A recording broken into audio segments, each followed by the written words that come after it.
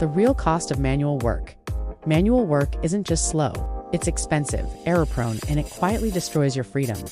Manual work means doing the same thing over and over again by hand, copying information from one tool to another, answering the same types of messages, tracking updates in spreadsheets, constantly switching between tabs. It may feel productive in the moment because you're busy, but busy doesn't mean scalable.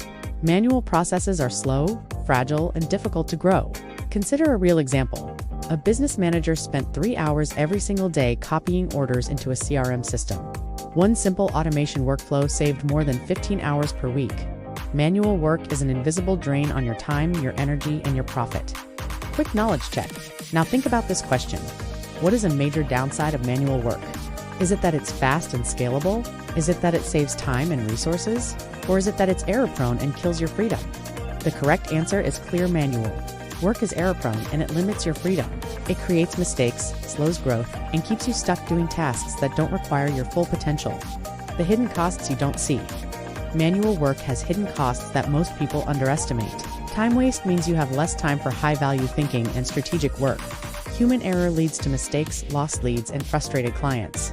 Delays cause missed opportunities that never return.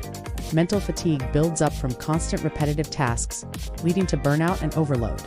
And perhaps most importantly, manual systems are not scalable. Growth requires hiring more people instead of improving systems.